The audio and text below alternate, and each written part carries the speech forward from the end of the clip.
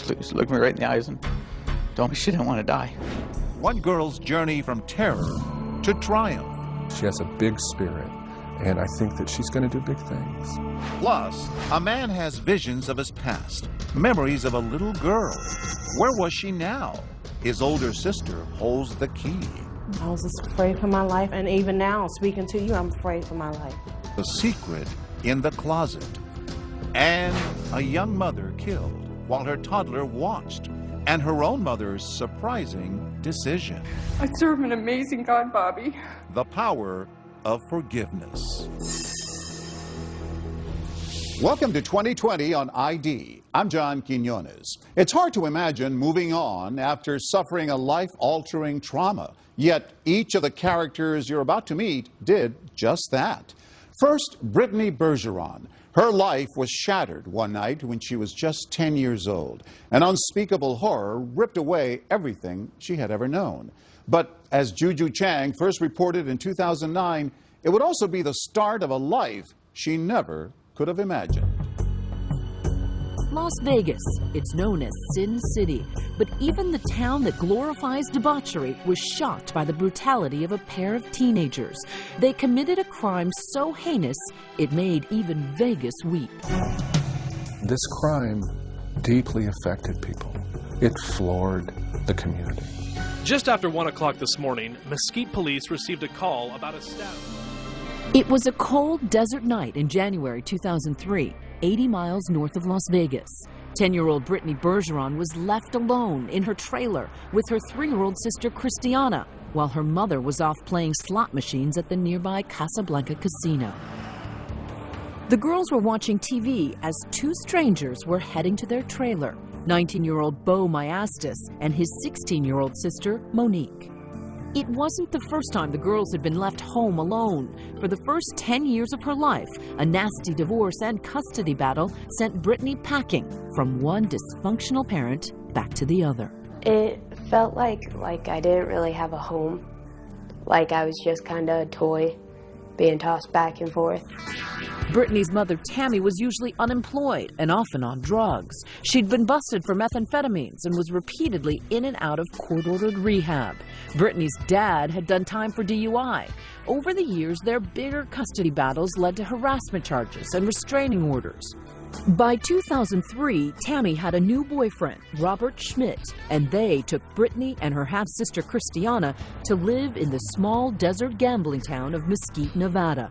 Their shabby home, a run-down trailer parked in a parking lot on the grounds of a casino. She was a tragedy waiting to happen. John L. Smith has written about Brittany in the Las Vegas Review-Journal. Those children went to bed hungry many nights. They spent many days going to neighboring trailers asking for food. While the girls went hungry, Tammy and Schmidt were usually gambling, spending, according to police, $18,000 in 2 months. A neighbor said they seemed high most of the time. Tammy and Bobby, they slammed it, which is injecting it directly into your blood vein. On cold evenings, the two little girls would spend hours in the laundry room just to stay warm. More often than not, 10-year-old Brittany was left to fend for herself and take care of 3-year-old Christiana, or as Brittany called her, Kissy. I fed her. I made sure she got to bed. I made sure she had clean clothes. I made sure if she got hurt, I cleaned her up. I gave her a bandage. I was there to play with her. And it sounds like you were almost her mother. A little bit. She was forced to be the parent. She was forced to be the grown-up at 10 years old. And those two teenagers closing in on the trailer? They too came from a family destroyed by drugs and depravity. It's two sides of the same coin. The Myastises were absolutely abused and neglected. For Monique, reports of sexual abuse. For Bo, thoughts of suicide. Their father, a convicted murderer, was in prison for most of their lives, and in fact conceived Bo and Monique while on weekend furloughs. That night, they were already high on drugs. When they ran out, they bought $125 of what they thought was methamphetamine from Brittany's mother and her boyfriend. The trouble was, Bo later testified, they'd been ripped off. It wasn't meth, he says, just table salt.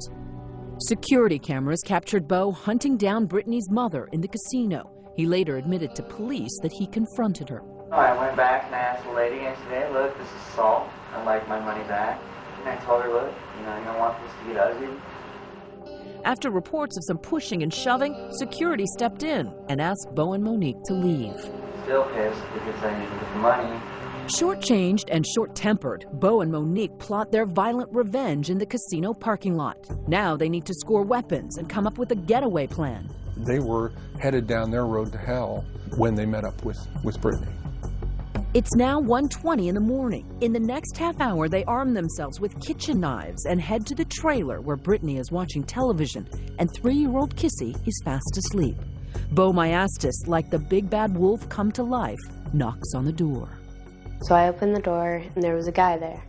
And he was like, your mom's hurt at the casino. Your dad doesn't want to leave her. And I'm like, well, I don't go with people I don't know. And I shut the door and I locked it. Then his sister Monique takes over the ruse and knocks on the door again. And she's like, hi, my name's Kim. Your mom's really hurt at the casino. Your dad doesn't want to leave her, and he asked us to come get you. And I'm like, okay, well, you're going to have to carry my sister because she's asleep. And I turned around, and a guy came up behind me and put his hand over my mouth and a knife to my neck. And then he sat me down on our couch bed, and I blacked out. While Bo stabs tiny Christiana, Monique viciously stabs Brittany more than 20 times in her arms, chest, back, and legs. I woke up, and then the first thing I thought was, oh my gosh, my legs are cut off. I couldn't feel them. And then I tried to get up, and I couldn't because this arm had been chipped and fractured. And so I looked over at my sister, and I could hear like gurgling and drowning in something, and I didn't at the time know what it was. 3-year-old Kissy, stabbed nearly a dozen times, is barely hanging on to life. Bo and Monique run from the blood-soaked trailer to their getaway car. And then I tried to get over there, and I couldn't really move. So I started screaming, help, help, help. And then I saw lights, and so I freaked out and I went quiet. And I thought it was them coming back for something. But it was Brittany's mother, Tammy, returning home from the casino. And my mom got out and saw the door open and started screaming and crying. A neighbor called casino security, who called the police. Officer Bradley Swanson was the first to arrive. Christiana, still breathing, was outside the trailer in the arms of her grandmother, who lived nearby. I then entered the trailer where Brittany was laying on the floor in just a huge puddle of blood, and just screaming everywhere I saw. There was a stab wound. She looked me right in the eyes and told me she didn't want to die. Then I remember paramedics telling my mom to hold towels and rags and stuff on my wounds, and I remember it hurting and saying, stop, stop, it hurts. And then I remember seeing my grandma holding my sister, and her foot was kind of hanging off, and she was covered in blood, and they took her first. After that, Brittany remembers an ambulance ride and then the sound of a helicopter. As the chopper rushes her to a Las Vegas trauma center, she still can't feel her legs and remembers being cold and tired. But mostly, she's worried about the fate of her little sister. Their lives in the hands of trauma doctors who are waiting. Coming up, Brittany battles her worst fears. I was afraid that it was going to happen again. That, someone was going to come get me. And across town, a ray of hope. And I told Judy, I said, you'll be getting a call. And sure enough, they called. Stay with us.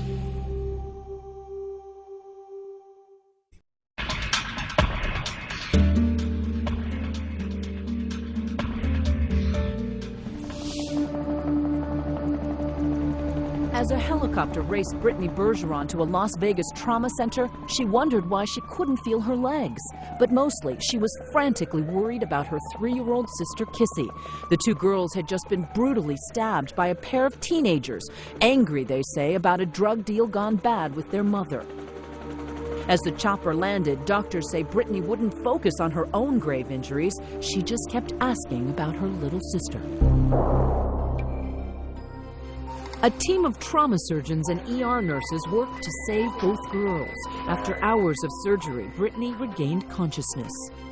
And then I woke up in the hospital and I had a tube down my nose and staples and everywhere, and I had a cast on my arm and there were cards all over my room. Her little sister Kissy had been stabbed repeatedly in the head and neck. I remember the whole time I was in the hospital, I kept asking, "Where's Kissy? Where's Kissy?" Kissy never made it out of surgery that night. Fearing added shock to Brittany, no one had the heart to tell her. And I remember my mom telling me, "Oh, she's fine, she's in another room."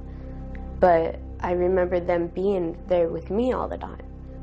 It didn't take long for Brittany to realize the truth.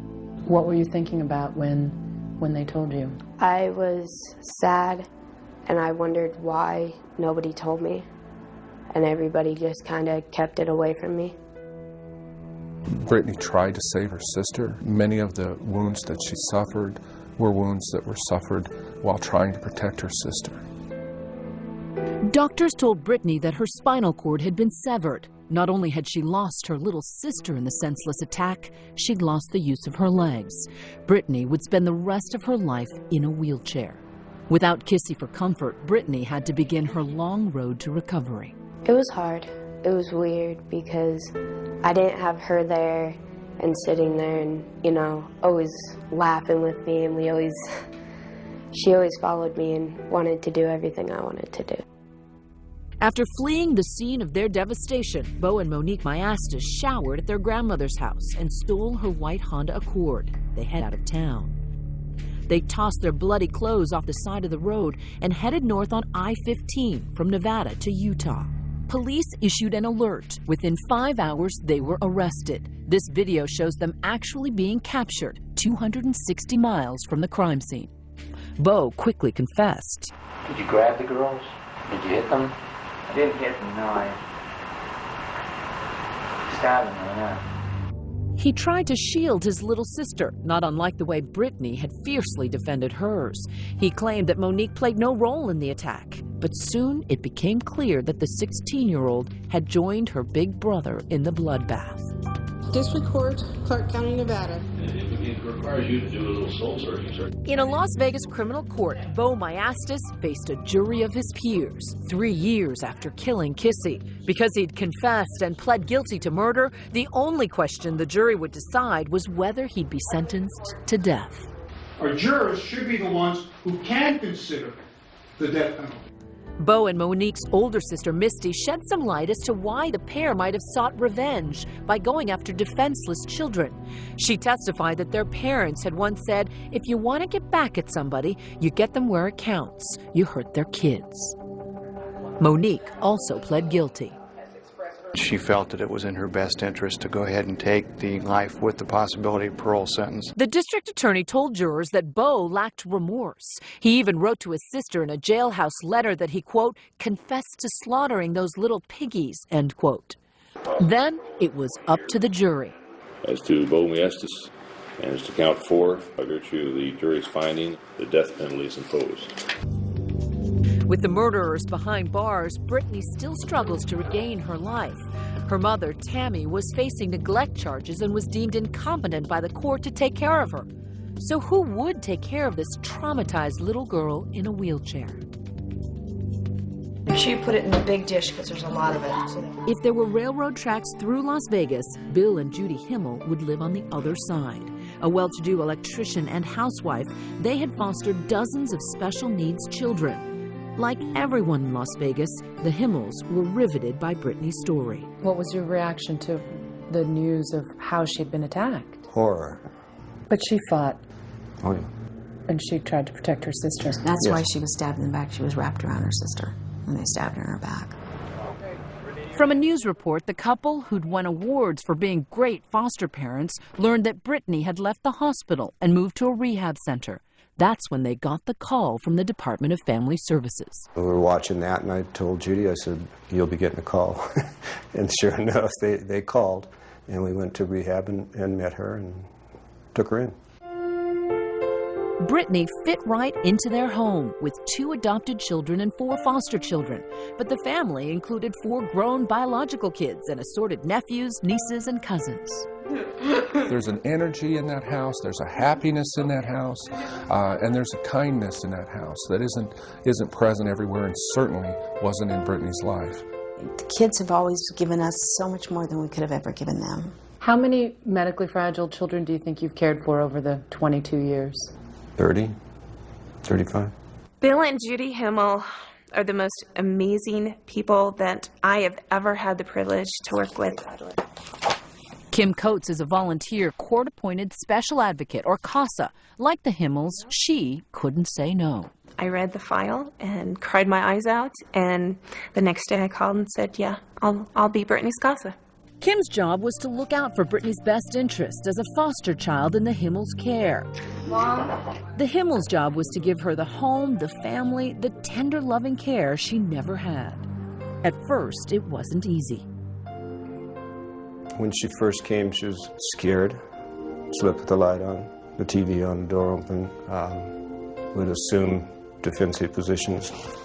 Just in normal conversation, kind of actually not even conscious of it. It was the fear of a knock on the door, the fear of not having enough food again, the fear of day and night.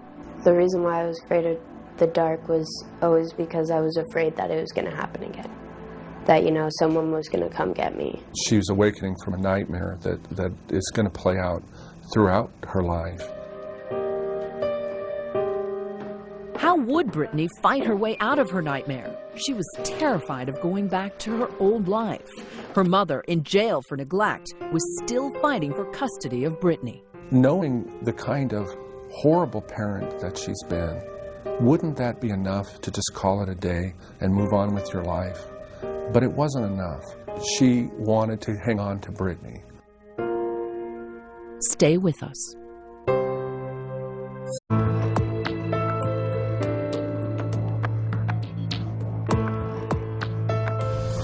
It's been years since the night in 2003 when Brittany and her little sister became the victims of one of the most infamous crimes in Las Vegas.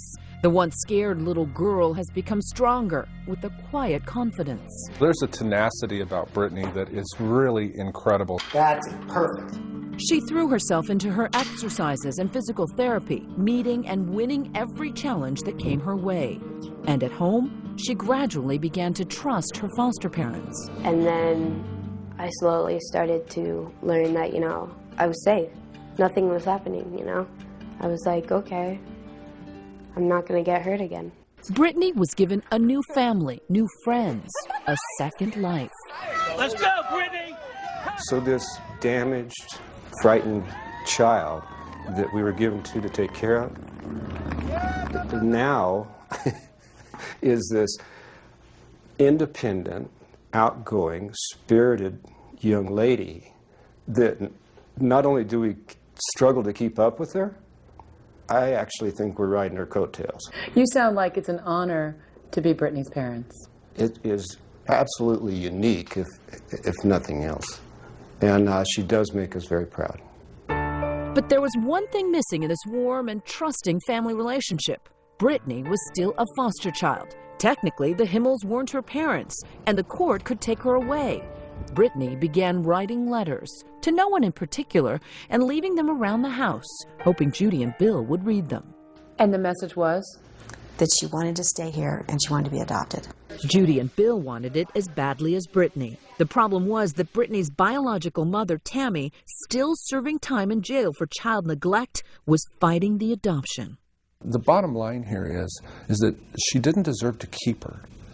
She blew the chance. She blew many chances. So how did that make you feel when she started fighting for your custody and refusing to let you be adopted? It made me kind of mad and made me wonder why she would want to, like, not want me to be happy. Brittany wrote even more letters, this time begging her mother, Tammy, in jail to let her be adopted.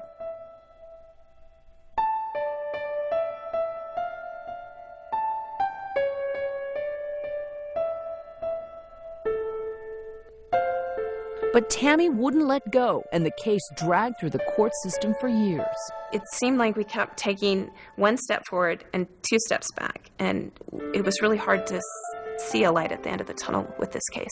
What was it like watching Brittany's hopes be dashed each time? It was devastating for her. She couldn't go in a friend's car. She couldn't spend the night at a friend's house.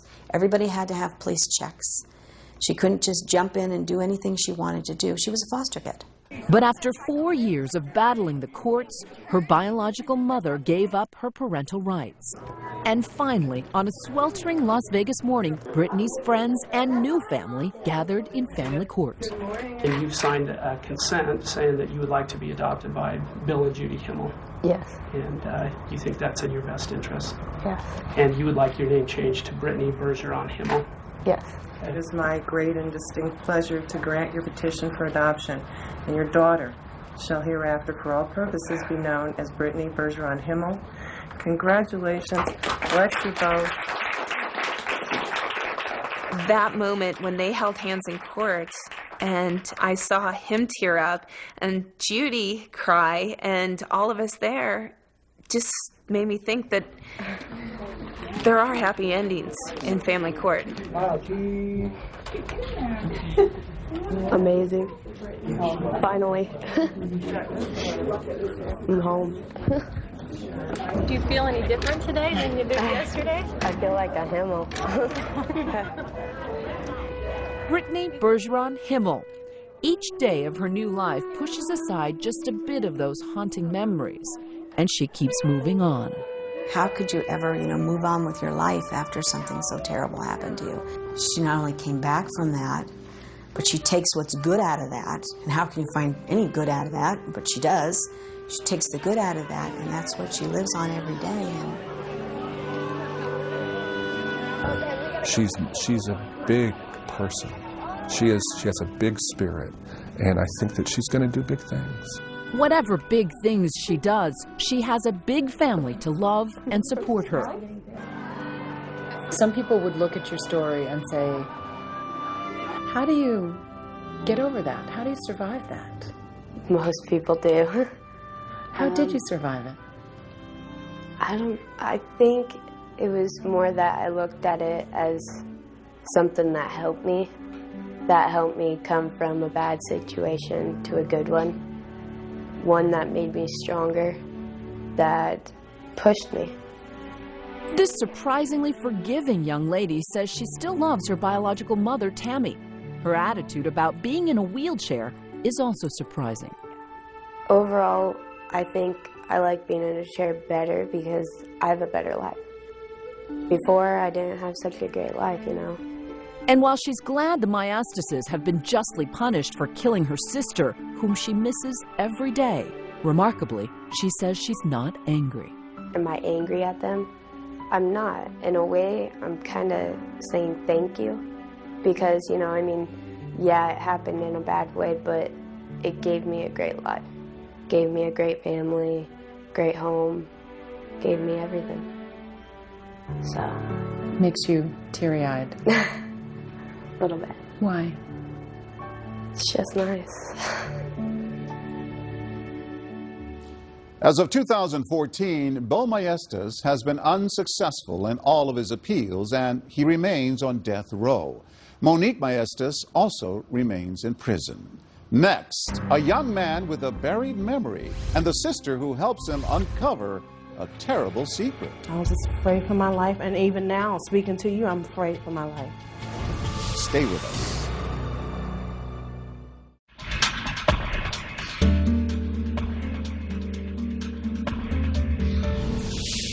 The man you're about to meet was a survivor, but he didn't know it for 20 years. Who was hiding a terrible secret from him, and why? As Jamie Floyd first reported in 2000, in order to move forward, he had to unravel a mystery decades in the making. Andre Carmichael grew up in New York City.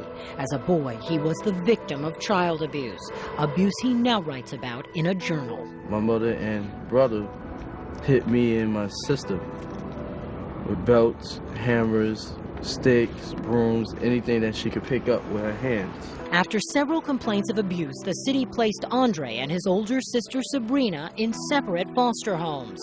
The eldest child, Gregory, a teenager, remained with his mother. Over the years, Andre suppressed his early memories. No memories, but he did have visions. I have visions that I had a baby playing with me when I was smaller, but I never knew who was this baby. The visions were sketchy, but they raised questions about his past. Today, he doesn't have much from those early years, but he does have this photo, a picture of two toddlers in colorful snowsuits, a boy and girl of the same age. Andre is certain he is the boy, but who is the girl? I felt like I was missing somebody, someone, but I didn't know what I was really missing. Andre eventually married and started a family of his own. But even as a young man, he was still haunted by the visions. So Andre decided to find out what the visions were all about. He took the subway back to Brooklyn, where he grew up and where his mother still lived. He wanted her to see the man he had become, and he wanted some answers. It was a chapter that I was trying to complete in my life. He brought along his 3-year-old daughter, Andrea. One morning, I looked at my daughter and I said, well, I think it's time for you to know your grandmother. The Brooklyn neighborhood where Andre grew up was a tough place. Madeline Carmichael was a recluse. She locked her apartment door with 6 deadbolts and rarely left. She didn't allow visitors. And according to neighbors, she had only one friend, building super Johanna Rivera. Really, I'm the only one who let her go inside the apartment.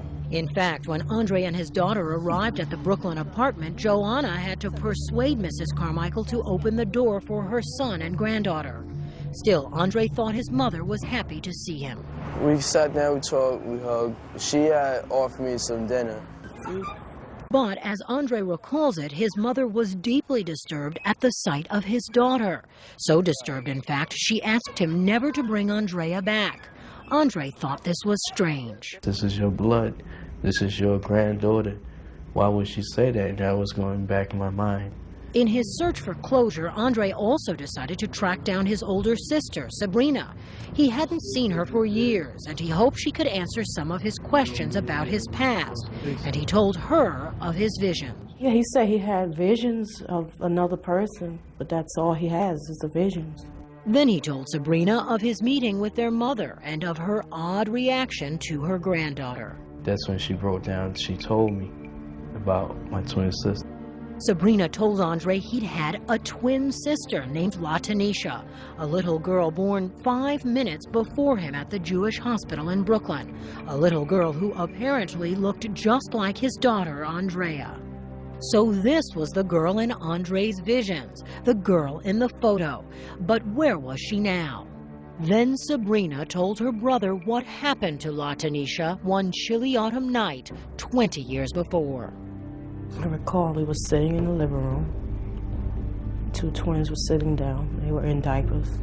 And I just remembered them standing over the child, beating the child, and the child fell unconscious. And she died. So I remember. Sabrina was 9 years old on the night she says she watched her mother and older brother murder Andre's twin sister. But Sabrina never told a soul the little girl was dead. Why didn't you tell anyone? I was just afraid for my life, and even now, speaking to you, I'm afraid for my life. Why? Why? Because these people, you don't know what these people are capable, especially the brother. As I'm talking to you, I don't know if somebody's out there waiting to take my life away from me. I'm scared. The horror of it all was made worse by what she says they did with the body. After they tried to resuscitate her, they got the plastic garbage bags and the mothballs, set the body up, put it in the bag, and then placed it in the trunk and into the closet. Into the closet in the apartment where you all live? At East 96th Street. Andre said, well, these people gotten away with this for a long time, and it's time to get justice. So they called the Cold Case Squad, NYPD's elite squad that solves old, unsolved homicide cases. Detective Danny D'Alessandro is assigned to the Carmichael case. Sabrina was very believable when she told the story. You could see that she had some pain in her past, and as she told the story, she would get more emotional as far as, the details of how her mother beat the child and how her brother helped. Just to be sure, the squad dug up Andre's birth certificate, and right there was the stunning proof that Andre was one of 2 babies born on February 27, 1976. But with no murder weapon and no body, a 20-year-old's case would be all but impossible to close. Lieutenant John Dove heads up the Brooklyn unit of the Cold Case Squad. If the body wasn't there, we were going to have a problem, because a murder without a body is a pretty tough case to prove. But then Sabrina told them something even more shocking. Latisha's body, she believed, was still in her mother's closet. Even for seasoned New York City detectives, this was hard to believe. The opportunity to dispose of it over a period of 20 years seemed, very high to me. Inspector Ray Ferrari, together with Lieutenant Dove and Detective D'Alessandro, went looking for the body. We knocked on the door, and we were admitted into the apartment. And Mrs. Carmichael was very surprised to see us. And as we started opening closet doors, you could see her sense of agitation getting greater and greater, to the point where she hyperventilated, basically. The apartment had a strong mothball smell, a camphor smell that was almost unbearable. When the closet door itself was opened up, all along the bottom of the floor, there was baking soda and mothballs. There was a trunk wrapped in plastic inside the closet, a large footlocker. It contained a second trunk inside the large footlocker, and that trunk was wrapped in plastic also, the second trunk. And as we peeled through the layers of plastic and opened the second trunk, there was a newspaper and a blanket, and then the body of the child inside. The newspaper wrapped around the child's remains was dated November 4th, 1979. Come on. Nearly 2 decades after her daughter's death, Madeline Carmichael and her eldest son Gregory were charged with second-degree murder. Neighbors like Spencer Gibson vividly remember a woman haunted by the cries of a child. No, she just said my kids are making noise, because I cut down the noise. And what would you say to her? I don't have no kids here. Johanna Rivera says Carmichael is not crazy. But isn't there a part of you that thinks that only a crazy person could live with that body in that closet for 20 years? I think sometimes people, they do those things like that. They don't have to be crazy. They just want to hide the secret. A secret Andre Carmichael uncovered. Some days he wishes he hadn't. Every day that I think about what my sister told me, it hurts me more and more to find out that I had a sister, a twin, and she was the same age as me. I feel that something was taken from me, part of me, part of my heart, part of my soul. But he finds comfort in his daughter, Andrea. I don't look at her as my daughter. I look at her as my sister, because God gave me my sister back, but through my daughter. Madeline and Greg Carmichael, Andre's mother and brother, were both found guilty. Madeline was given a 15-year sentence but died from bone cancer in 2002. Greg was sentenced to 7 years. As for Andre and Sabrina, they held a memorial service for the sister they knew so little about. LaTanisha was finally given a proper funeral. Coming up, a woman murdered in front of her own child. 5'4", 9 months pregnant. You killed her. You murdered her violently. And her grieving mother faces the killer in court. None of this makes sense. I wanted him to look at me. I wanted him to see me. A surprising decision when we return.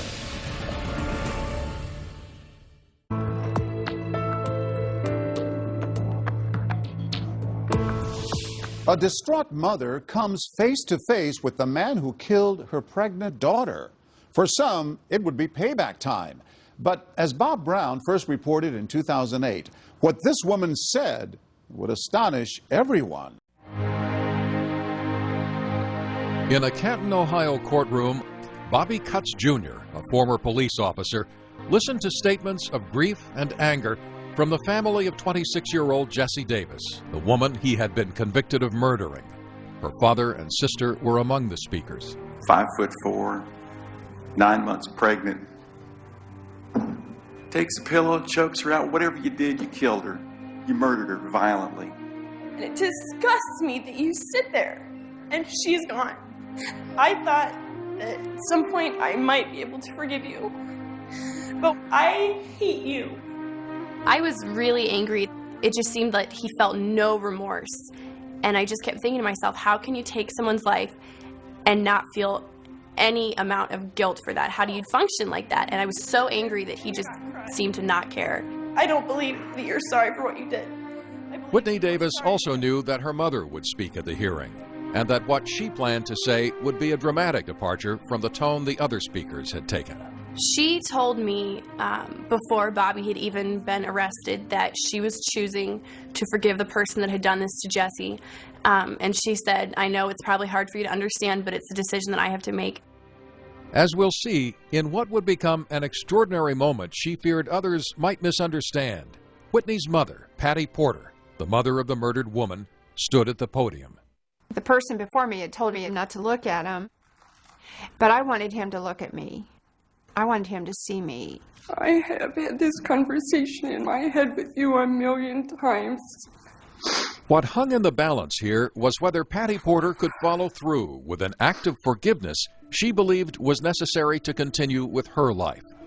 And how she faced that decision is a story with an age-old theme ingrained in many religions, but which seldom reaches the magnitude of what she was asking of herself. Well, the search is on tonight for a missing pregnant woman. And we're then going to walk north.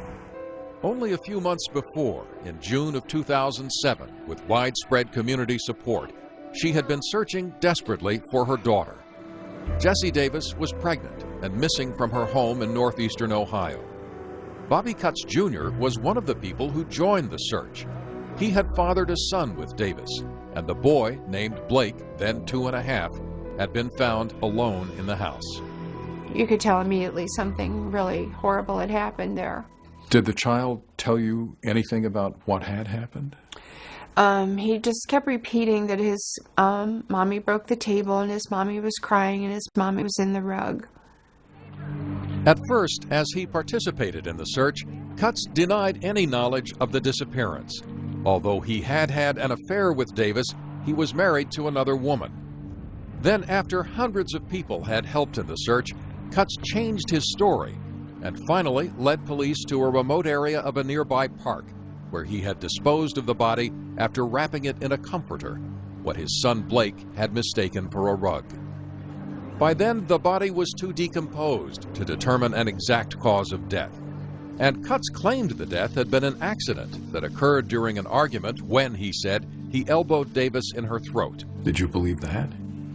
I believe it was an accident. I don't believe anything he said.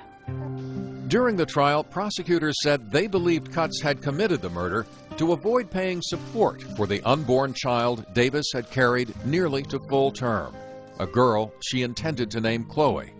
Cutts was also convicted of the child's death. And now Patty Porter was preparing for an act of forgiveness that some believed should be impossible under such brutal circumstances, not far removed from the time when she had buried her daughter. For most people, forgiveness is at the end of the grief process. Fred Luskin is the director of the Stanford University Forgiveness Projects, one of the few projects of its kind in the world. You feel your grief, you have the wound, you suffer for it. I would like to thank the Lord today for such an amazing daughter. And then, after it's run somewhat of a natural course, then I believe what we are intended to do is let it go and come back to life. Now, if you go through life habitually forgiving everything that is ever done to you, do you risk becoming a doormat? You do. Forgiveness is not the same as getting a lobotomy. Like, you still have to think and take care of things and act with intelligence and discrimination. Whitney Davis said the hatred she expressed to Bobby Cutts Jr. for the murder of her sister didn't have the outcome she expected. I mean, it really didn't do anything for me. I thought I would feel so much better after getting that off my chest, but it was just, He seemed to have no emotion or reaction to what I was saying. Did the fact that you forgave him publicly create any kind of strain in family relations? I was a little concerned. None of this makes sense. But I had to be true to myself. And when Patty Porter finally faced her moment in front of Cutts, she followed through with the decision she had made. I serve an amazing God, Bobby, a God that forgives. And I made up my mind that I would forgive you. Porter had taken responsibility for Blake, the son that Cutts had fathered with her murdered daughter. What's that? And she believed that in an important way, Blake's life was also in the balance. I would have never been able to raise Blake and hate you. And, Your Honor, I pray that you make a way for this man to someday be able to get out of there and to hold his son. And I hope you pray that I'm able to raise him to forgive you. He knows what you did. There was a sign of emotion from Cutts, a tear, after Porter completed her statement. But he did not speak at this hearing. Mr. Cutts, if you'll please stand. And he showed no emotion when, at the age of 30, he was sentenced to life in prison, with the possibility of parole only after he has served 57 years. To Patty Porter, the focus returns to her life and to Blake's future. I didn't think I could raise my grandson to be any kind of a man if I was full of hate and anger. My daughter would have never wanted that either. Me forgiving him didn't change anything as far as what was going to happen to him, but it changed me. And it's almost like it gave me the freedom to just mourn my daughter's loss and not feel that awful rage that happens to you when you choose not to forgive people. I was not going to let this destroy me as well. Patty Porter reports that she and Blake are doing well. Bobby Lee Cutts Jr. remains in prison. In 2010, the U.S. Supreme Court denied his appeal. I'm John Quinones. Please join us next time for another edition of 2020 on ID.